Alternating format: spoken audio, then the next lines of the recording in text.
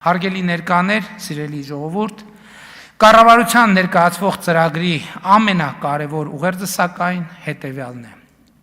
Կառավարությունը կրթությունը հայտարարել եւ ընկալում է որպես ռազմավարությունների ռազմավարություն։ Պետության, Հայաստանի Հանրապետության դերի եւ հարատեվության այն նոր ընկալումը,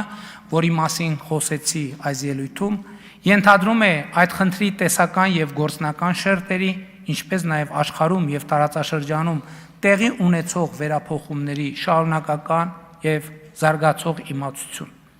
Այս իմացությունը պետք է միևնույն ժամանակ տիրապետեն հանրությունը, այս իմացությանը պետք է միևնույն ժամանակ տիրապետեն հանրությունը, պետական ինստիտուտները, համայնքները, մասնագիտական եւ հասարակական խմբերը, անհատները ձևավորելով պետականակենտրոն սոցիալ հոգեբանություն։ Կրթությունը մեր պետության զարգացման ու հարատևության խնդիրը ոչ միայն լուծելու, այլև դա հասկանալու միակ հուսալի ճանապարհն է։ Սա վերաբերվում է թե անհատական, թե խմբային, թե հանրային, թե պետական մակարդակին, թե ներքին եւ թե արտաքին հարթությանը։ Հետևաբար կրթությունը պետության զարգացման եւ վերելքի նոր որակի պետություն ունենալու ռազմավարության իրագործման առաջնային գործիքն է, այն ընկալմամբ որ ցկյանս գործընթաց է եւ վերաբերվում է կրթության բոլոր հնարավոր ձևերին, նախադպրոցական կրթությանը, հանրակրթությանը, արտադպրոցական կրթությանը, մասնագիտական կրթությանը, բուհական, հետբուհական կրթությանը, ոչ ֆորմալ կրթությանը, մասնագիտական վերապատրաստմանը, մասնագիտական հմտությունների շարունակական զարգացմանը, վերամասնագիտացմանը, ինտելեկտուալ զարգացմանը։ Կրթության համակարգը ուսումնառուին պետք է ուսուցանի բարեկեցիկ եւ լիարժեք կյանքի երջանկության համար անհրաժեշտ հմտություններ։ Մենք պետք է արձանագրենք, որ բարեկեցության ձևավորման առանցքային մոդելը Հայաստանի Հանրապետությունում հետևյալն է. կրթություն, աշխատանք, մասնագիտական կարողությունների զարգացում, առողջ ապրելակերպ, աշխատանքային վաստակ։ Եվ կրթական համակարգը պետք է կարողանա մարդուն օժտել բարեկեցության այս բանաձևը իր կյանքում կիրառելու համար անհրաժեշտ հմտություններ։ Կրթությունը նաև սոցիալական երևույթ է եւ բացի կրթության ֆորմալ եւ ոչ ֆորմալ ինստիտուտներից, որպես պետության վերելքի եւ կրթական միջավայրի զարգացման գործոն, էական է հանրության սոցիալական կապերի ամրապնդումը, այդ թվում սոցիալական, անմիջական եւ ոչ թե համացանցային շփման հարթակների զարգացմամբ։ Կրթականին զուգահեռ նաև մշակութային հոգևոր կյանքի, ինչպես նաև սոցիալական շփման մյուս հնարավոր հարթակների, ընթերցանության եւ այլ ակումբներ, երիտասարդական կենտրոններ, ահա այս ամենի զարգացումն ու քաջալերումը լինելու են կառավարության ուշադրության կենտրոնում։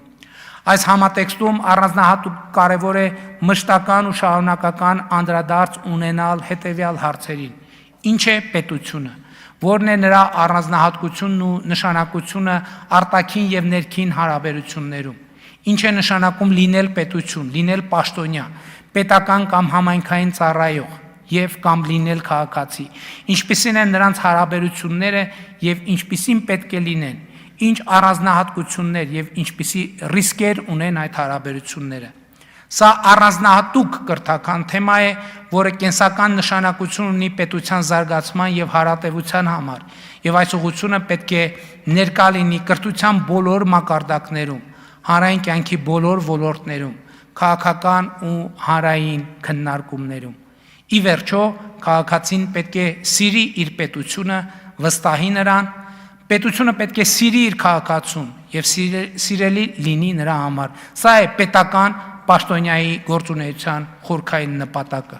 Միևնույն ժամանակ պետք է գիտակցել, որ քաղաքացու իրավունքների եւ պարտականությունների համակարգերը որակական փոխկապակցվածության մեջ են։ Որքան բարձր է պարտականությունների կատարման որակը, այնքան ուժեղ է իրավունքների պաշտպանության համակարգը։ Միևնույն ժամանակ պետության պոզիտիվ պարտականությունն է ապահովել իրավունքի գերակայությունը եւ օրենքի առաջ բոլորի հավասարությունը։ Ազգային ժողովի մեծարգո նախագահ, նախագահի հարգելի տեղակալներ, հարգելի պատգամավորներ, կառավարության հարգելի անդամներ, սիրելի ժողովուրդ։ Ներկայացվող ծրագրի հիման վրա ես աշխատեցի հնարավորինս կարճ ելույթ ունենալ, ծրագիրը բազմաշերտ է, հարց ու պատասխանի փուլում համոզված եմ մնացած շերտերին էլ կանդրադառնանք սոցիալական, տնտեսական, քաղաքական եւ ներկայացվող ծրագրի հիման վրա կառավարությունը ընդունելու է իր գործունեության հնգամյա միջոցառումների ծրագիրը եւ իրագործելու է այն։ Ծրագրի իրականացման արդյունքում ակնկալվում է ունենալ նոր որակի պետություն եւ ապահովել պետության վերելքը։ Հայաստանի Հանրապետությունը այսպիսով թևակողում է իր պատմության այն փուլը, որը անվանում ենք 4-րդ հանրապետություն։ Փառք նահատակներին եւ կեցցե Հայաստանի 4-րդ հանրապետությունը։ Շնորհակալ